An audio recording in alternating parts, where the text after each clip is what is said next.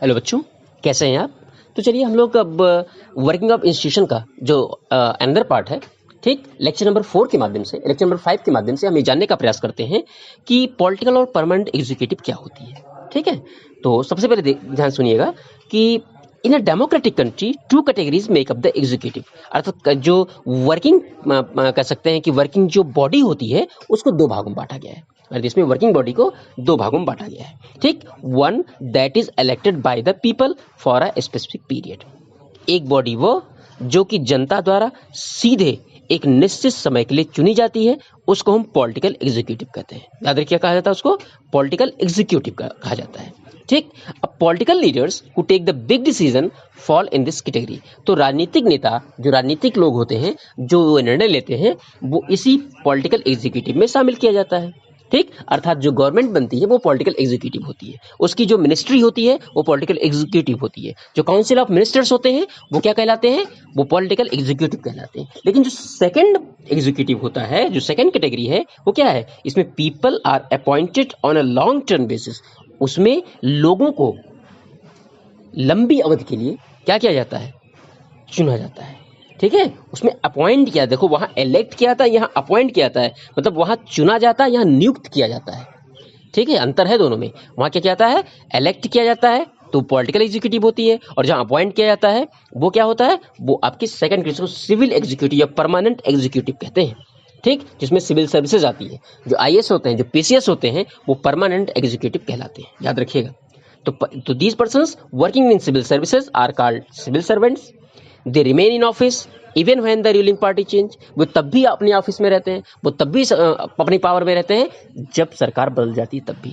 कोई भी जो आईएएस पीसीएस है वो बहुत सी सरकारों को आते जाते देखता है, वो सबकी सरकारों में काम करता है। आज 5 साल किसी दूसरी पार्टी की सरकार रही, कल 5 साल किसी दूसरी पार्टी की सरकार रही, लेकिन वो अपने पद पर रिमेन रहता है, वो अपने पद पर रहता है।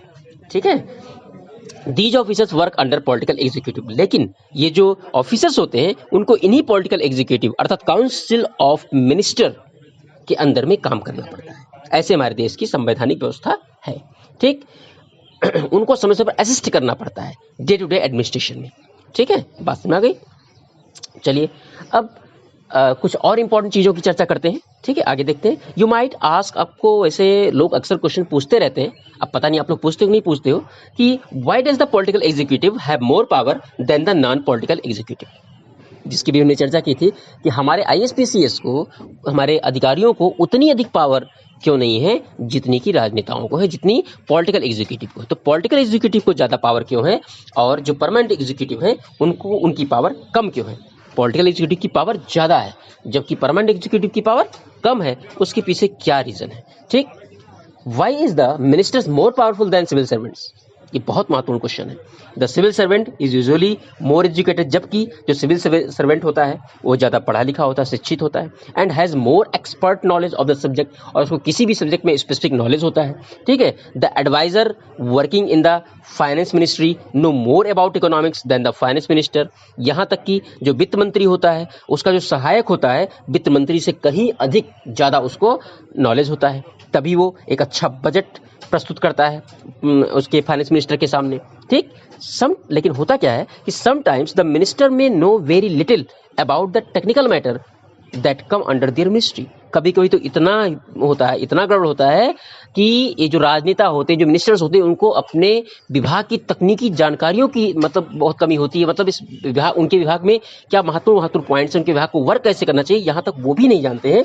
तो ऐसे में उनकी हेल्प कौन करता है? यही परमानेंट एग्जीक्यूटिव करता है। ठीक है, तो this could easily happen in ministries like defence, industry, health, science, technology, mining. ये जितनी भी मिनिस्ट्री हैं, चाहे वो रक्षा विभाग हो, चाहे उद्योगों का हो, चाहे स्वास्थ्य का हो, विज्ञान टेक्नोलॉजी का हो, माइनिंग का हो, ठीक, ये सभी आसानी के साथ, इसलिए इन सभी मंत्रियों के विभाग आसानी के साथ इसलिए काम कर पाते हैं क्योंकि इनके साथ परमानेंट एग्जीक्यूटिव लगी होती है, इनके साथ सिविल सर्वेंट्स लगे होते हैं जो मोर एजुकेटेड होते हैं और मोर एफिशिएंट होते हैं। ठीक, बस में नहीं आ गई। तो why should the minister have the final से ऑन दीज मैटर?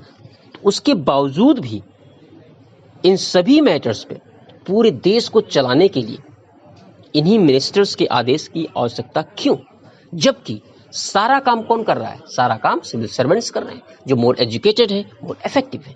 ठीक है, तो देखते हैं इसका रीजन क्या है। The reason is very simple. In a democracy the will of the people is supreme. Democracy में लोगों की इच्छा को सुप्रीम माना गया है। लोगों की इच्छा को क्या माना गया है? सुप्रीम माना गया है। The minister is the elected by the people. और जो मिनिस्टर होते हैं वो किसकी इच्छा से चुन के आते हैं? लोगों की इच्छा से डायरेक्टली चुन के आते हैं। तो अगर लोगों की इच्छा से जो चुन के नेता आया वही तो लोगों की इच्छा है, तो देश किसके हिसाब से चलेगा? लोगों की इच्छा, अर्थात मिनिस्टर्स के हिसाब से, लोगों के द्वारा इलेक्टेड मेंबर के हिसाब से, ना कि अपॉइंटेड मेंबर के हिसाब से। ठीक, ये डिफरेंस है। इसलिए जनता के बिहाफ पर, of the people on their behalf, empower to more and more power, उनको अधिक से अधिक पावर दी गई है। ठीक, बात समझ आई? The minister decide the overall framework and objectives in which decision on policy should be made.